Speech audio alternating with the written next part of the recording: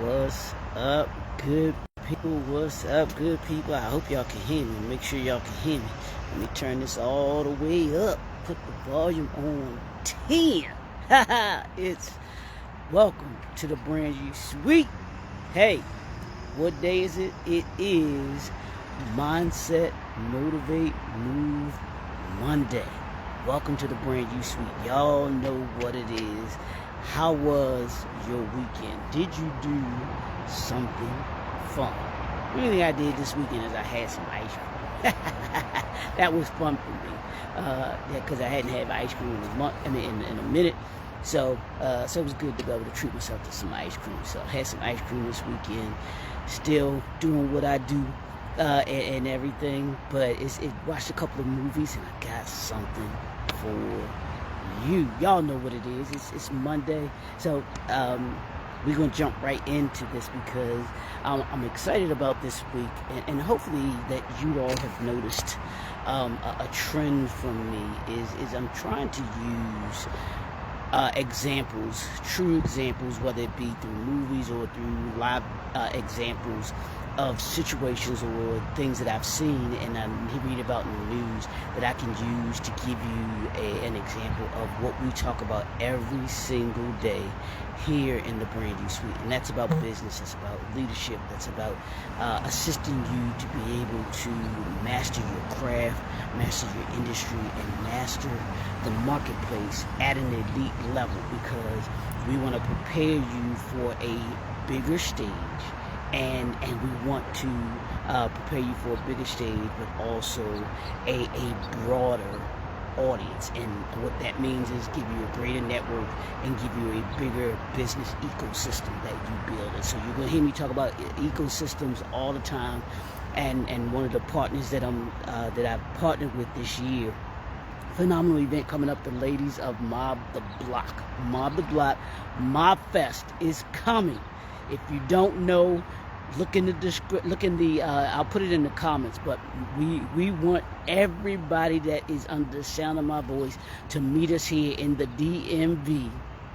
We're looking at the potential date of September 12th right now. So we want you to be able to be a part of Mob Fest. If you want to learn more about Mob Fest, you got to look in the comments. We'll have the link in the bio.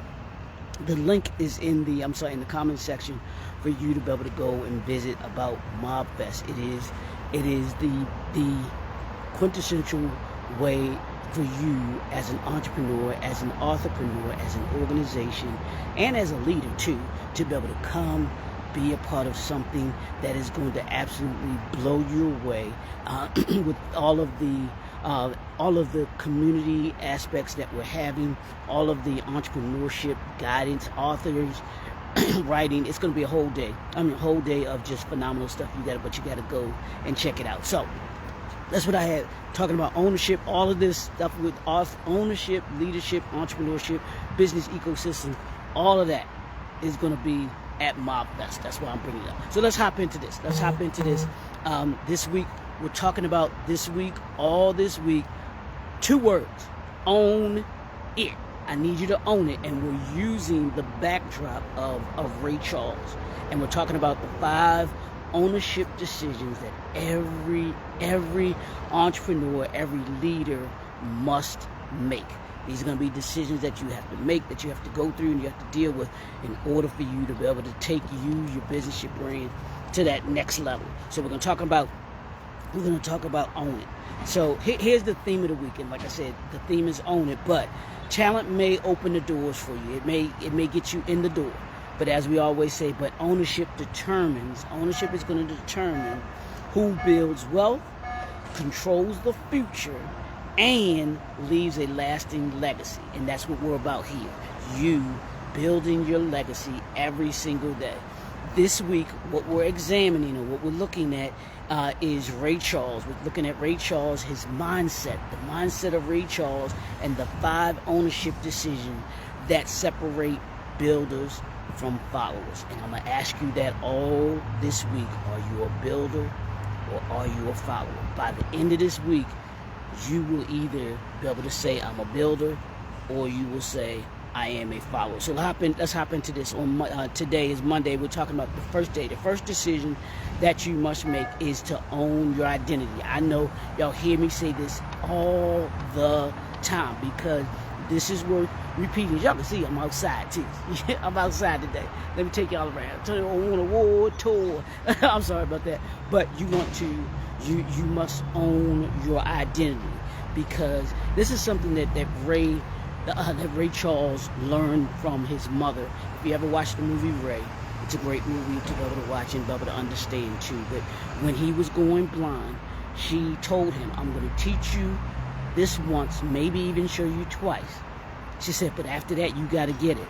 And she taught him how to hear things, how to use his ears, since he didn't have his eyes. She said, because you're not a cripple, and don't allow anyone to take advantage of you. And so he had that identity from the beginning.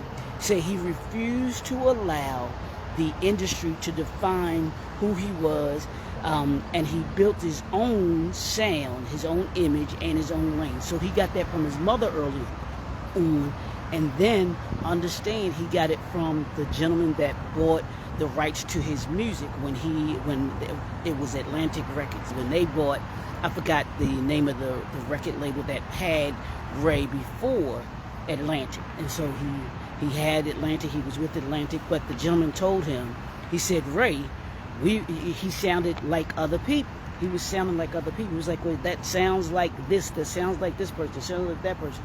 He was like, well, Ray, you need a sound. And he was like, well, I this, that. He said, but we got to help you find it. And he helped him, Ray Charles, find his sound.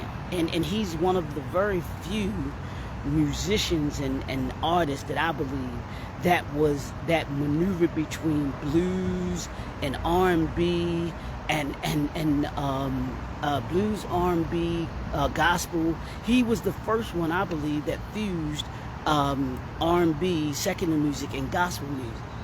And it was so innovative because it hadn't been done before. So he didn't allow the industry to define him. He found his sound and his identity. He found his identity as a musician. He found his identity as a musical artist and as a writer, and he moved from there. Because if you don't own your identity, someone else will create your brand and own it. And there's no reason why you should allow anyone else to own your identity, own who you are.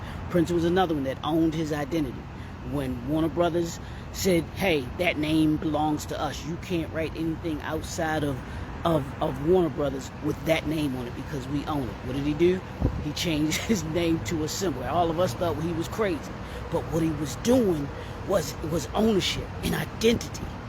He understood that. He understood that before we even understood that.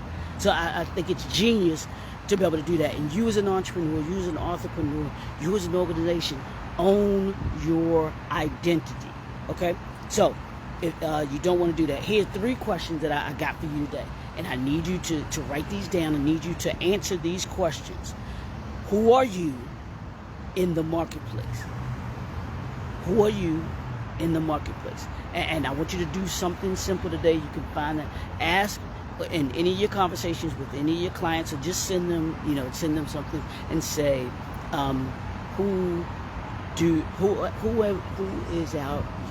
ask the question, who do you believe we are as a brand? What do you think our brand represents? Or ask that question, what do you think our brand represents to you? And see what you get back, because you want to know who you are in the marketplace. That'll give you an idea of what the marketplace is saying about you. And then the second one is, what do you want to be known for? When people hear the name Dr. Leroy McKenzie Schmidt, I want them to hear, or I want them to know that I am the impact builder. I want to be known for impact, the impact that I have on entrepreneurs, on entrepreneurs, on organizations and leaders. That I assist you all to master your craft, industry, and the marketplace at an elite level, that I prepare you for a bigger stage and a broader audience. That's what I want to be known for. And then the third one, does my brand reflect my true value? Is what you are producing, is what you're offering, that is it valuable to those that you say it is the answer for?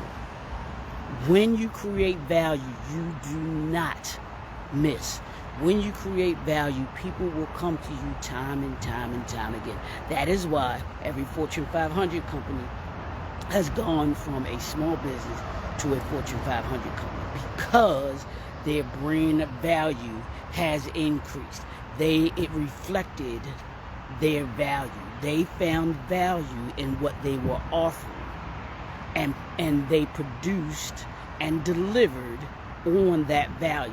So we can talk about all the other things about a brand, but what makes your brand valuable is what you produce, and what you offer, what you produce, and what you deliver. If you're going to offer something, produce it and deliver it at a high value. Does it reflect your value? So those three questions, real quick. Who am I in the marketplace? That's what you're asking. What do I want to be known for? And then, does my brand reflect my true value, or the brand true value? I want you to ask those three questions. Your identity is your first asset. Your identity, I'm going to say it again. Your identity is your first asset. You must build it, you must protect it, and you must own it. If you don't own it, somebody else will. So I want you to take that today. Hope with this Mindset Monday, we getting in it today, this week, because this is something that I'm very passionate about. Is us owning our intellectual property, us owning our brand. I don't want to see another one of us create something and then sell it off to somebody. If you want to have an exit strategy, that's cool and everything, but I want you to own and not have someone steal it from you. We're in a day and a time where you must protect. You build, protect, and own. Those three things. Write those three things down. Build, protect, and own. It's the Impact Builder. That's what I got for y'all today. That's what I got for y'all today. If you want to go into greater detail about owning it, making sure that your brand is in the position for you to own it and it's protected so that nobody can come and steal it from you. Because I promise you, when you create the value, people are going to come for you. And we want to make sure that you are in the position that it is protect. Your value is protected. So we can go into greater detail about your vision, how we can assist you to be able to bring it to reality, but also how to assist you to be able to master your craft at an elite level. And everything that we do is about preparing you for a broader audience and for a bigger stage and a broader audience. So I'm the Impact Builder. We will be right back here tomorrow talking about own it. We're going to own it this week. We'll talk to you soon. Peace.